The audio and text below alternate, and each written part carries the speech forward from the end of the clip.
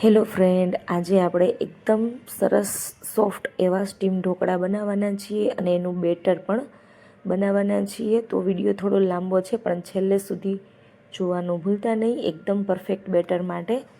તો અહીંયા મેં 4 વાટકી ચોખા લીધા છે. એ જ વાટકીના માપથી અડધી વાટકી અડદની દાળ લીધી છે. અડદની દાળ જો તમારે સ્કીપ કરવી હોય તો તમે કરી શકો. ત્યાર પછી અડધી વાટકી મગની મોગર દાળ લીધી છે. ત્યાર પછી 1.5 વાટકી ચણાની દાળ લીધી છે અને આથો એકદમ સરસ આવે એના માટે મેં અહીંયા અડધી ચમચી જેટલા મેથી દાણા લીધા છે. આ બધી વસ્તુને આપણે મિક્સ કરી અને 2 થી 3 પાણીથી સરસ ધોઈ નાખવાની છે. આ બધી દાળ અને ચોખા ધોવાઈ જાય ત્યાર પછી આપણે એમાં સરસ ચોખ્ખું પાણી એડ કરી અને 7 થી 8 કલાક માટે આપણે એને ઢાંકીને મૂકી દેવાનું છે. પાણી દાળ ને ચોખા ડૂબે એટલું પાણી આપણે લેવાનું છે. ત્યાર પછી આ રીતે હવે 7 થી 8 કલાક થઈ જાય એટલે હવે આપણે એને ક્રશ કરી લેવાનું છે અને પાણી આપણે જે નિતારેલું છે એ જ પાણી આપણે એમાં એડ કરશું. જોઈએ મુજબ એડ કરતા જવાનું છે અને આપણે આ રીતે બેટર બનાવીને તૈયાર કરી લેવાનું છે. તો બધા દાળને ચોખા આપણે ક્રશ કરી લીધા છે.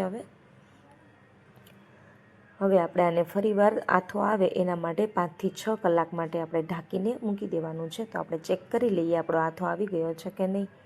તો જુઓ ફ્રેન્ડ, આપણો આથો એકદમ સરસ આવી ગયો છે. આપણે ચેક કરી લઈ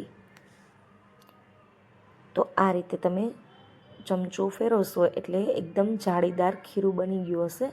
તો આ આપણો એકદમ પરફેક્ટ આથો આવી ગયો છે. આ ખીરાથી તમે હાંડવો અથવા તો પછી ઢોકળા જે તમારે બનાવવું હોય એ બનાવી શકો છો. તો ત્યાર પછી આપણે એમાં હળદર અને સમારેલા ધાણા, આદુ મરચાંની પેસ્ટ અને સ્વાદ મુજબ મીઠું આ બધી વસ્તુ એડ કરી અને બેટરને સરસ હલાવી લેવાનું છે. ત્યાર પછી આપણે એમાં સોડા એડ કરવાના છે અને ઉપર આપણે થોડું એવું લીંબુ એડ કરશું સોડાને એક્ટિવેટ કરવા માટે. ત્યાર પછી આપણે એમાં 2 ચમચી જેટલું તેલ એડ કરવાનું છે અને બેટરને સરસ ફ્લફી બને ત્યાં સુધી હલાવવાનું છે. હવે આપણે એક ટ્રેની અંદર ઓઇલ લગાવી દીધું છે. હવે આપણે એમાં આપણું બેટર આ રીતે રેડી દેવાનું છે અને હવે આપણે એની ઉપર લાલ મરચું પાવડર અને ધાણા જીરું, ત્યાર પછી લીલા ધાણા આ બધી વસ્તુને આપણે સ્પ્રિંકલ કરી દેવાની છે. અને ઢોકળિયાને મેં પાણી ભરી અને ગરમ થવા માટે મૂકી દીધું છે. તો હવે આપણે આ ડીશને એની અંદર મૂકી દેવાની છે. ફ્રેન્ડ, તમે એકવાર આ રીતે ખીરું બનાવી અને ટ્રાય કરજો. ઢોકળા એકદમ સરસ સોફ્ટ બનશે. હવે આપણે 7 થી 8 મિનિટ માટે કૂક થવા દેશું. તો હવે આપણે ચેક કરી લઈએ.